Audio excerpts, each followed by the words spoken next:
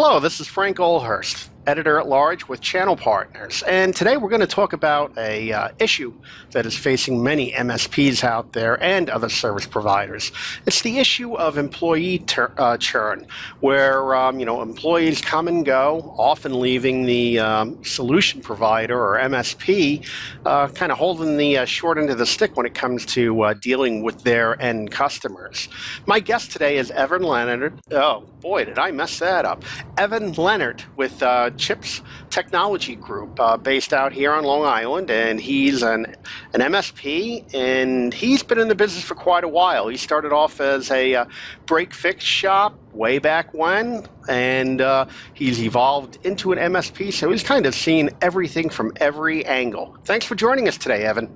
Thanks, Frank. Great to be here. I'm so glad you're able to talk to us about this subject. It seems that employee churn is, I wouldn't call it an inevitable thing, but it seems to happen more and more as of late. What are you doing to try and contain that problem over at CHIPS?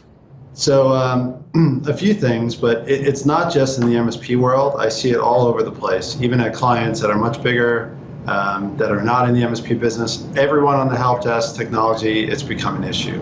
But one of the things that we're trying to do to help is really give a lot more structure to the organization. So make sure that all the engineers have a career path, right? Clear goals, education, specialization, and how they can earn more comp. And we're really trying to accomplish this from day one. So see what they have, what their skill set is, learn about them within that 30, 60, 90 day. At the 90 day, give a review and really put them on their career path from that point on. I think that's very important. It shows what kind of company you are. It shows that you care. And then also, I think it's just having more of a creative environment than we did back in the day. So we have swing shifts. We have work from home. We have these leadership shops. And also, I think it's very important to have recognition. So you need to recognize the good work that they do. In our business, it's really unforgiving. It's not a thankful business a lot of the times. And if they're not getting thanks from us, and not getting thanks from their managers and the people around them, and then they really get into this funk really quickly. So we have MVP programs, we have all sorts of things, and at the end of the month, at the end of the quarter, you can earn bonuses and prizes and things of that nature. So we try and keep morale at a high level. It makes a lot of sense. So I gather it's kind of like, as you partner with your vendors and partner with your customers, you also kind of partner with your staffers. Oh, absolutely. I mean, they got to feel like they're valued. They have to feel as if, everything they're doing is making an impact. And, if there's a correction that needs to be made, we have a way of making a correction where, okay, we missed that one. Let's write a new process or procedure, and I want you to head that up. This way they feel the accomplishment, they feel that the next person will maybe have that same issue. And it's really showing them how to get things done, better leadership, instead of them feeling like they have to crawl into a corner. So it's really just trying to recognize the situation and making it better for everyone, and really communicating to the clients as well to say, this person's a good employee, here's what we're doing to correct the situation. Thanks very much for bringing this to our attention. All right, very good. That seems like sound advice. But even so, employee churn still seems to happen out in the industry, and as you said, in several industries. What do you think the root cause for that is nowadays? Is it something to do with the type of employee, or a millennial factor, or something along those lines? I definitely think the mindset is quite different than it was years ago. So the mindset now is to, get a job and, really stick with it for maybe a couple of years and then start looking, right? To be on LinkedIn, to talk to their friends, to continually seek out opportunities. And sometimes, and I kind of get it from the employee's perspective, but at the same time, employers do like to see people that are, have an understanding of a career path, have an understanding of, having some longevity. So I think the millennial or the newer employees these days have a mindset of, just being somewhere for a short amount of time. And that certainly hurts the intimacy in our business. I also think that if you're not showing growth within an organization, employees, will leave. Again, if they don't have the career path, they really don't know where they're going, and that gives them a lot of angst these days. And I think if they become stale in a position, or you're stale in technologies, these aren't the things that are really attractive to employees. So you have to keep it moving. You have to keep the technologies coming, because that's really what they're into. They're technologists, and they want to be excited by those things. They're not excited by some of the other things that other departments and other people get excited by. So you got to find out those things that get them really juiced up. So it really comes down to, they can go and shovel coal anywhere, and you want to give them a better opportunity than that. And I think another factor might be that just isn't enough bodies out there right now to fill the seats, but it goes a little deeper than that as well. Yes, and I think there is definitely, it's harder to find people. So I think it's like IT's at a negative employment, or unemployment, I should say.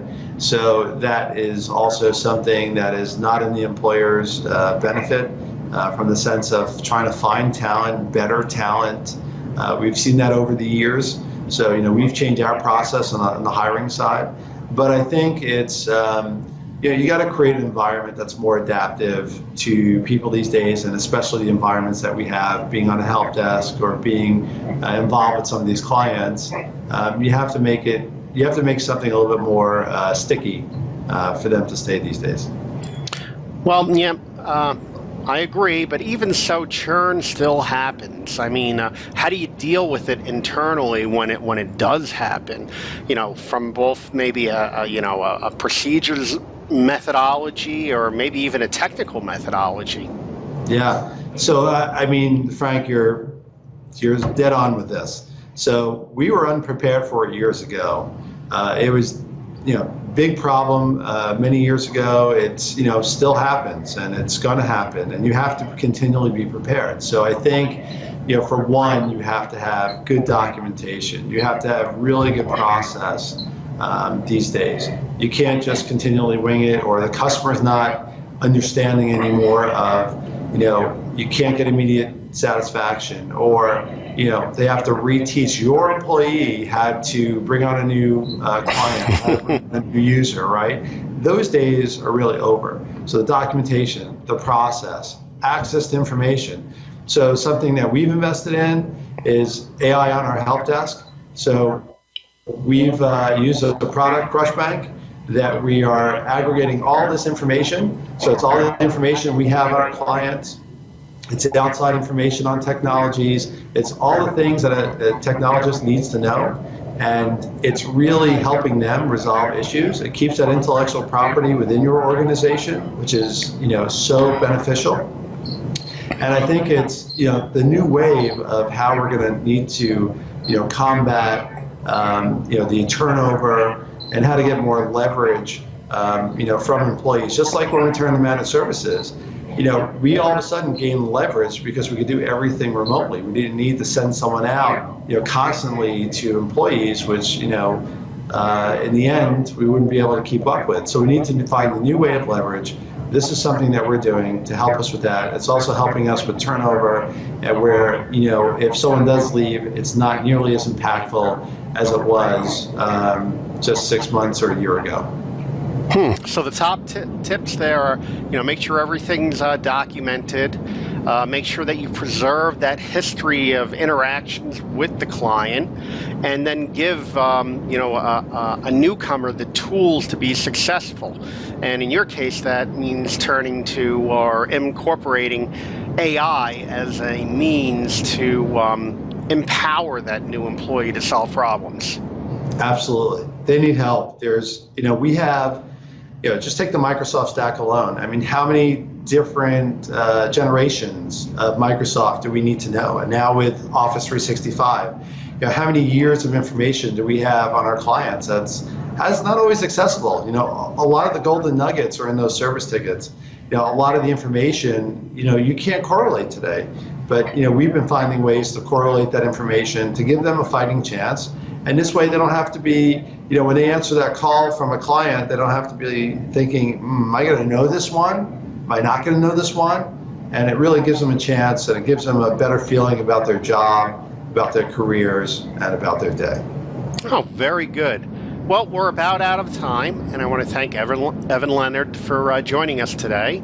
And as I said, he's the CEO over at the CHIPS Technology Group, a MSP that's based in New York. And I hope to be talking to Evan further in the future. He seems to have a lot of good advice. Thanks, Frank. I really appreciate you having me, and anytime. All right, thank you. Take care.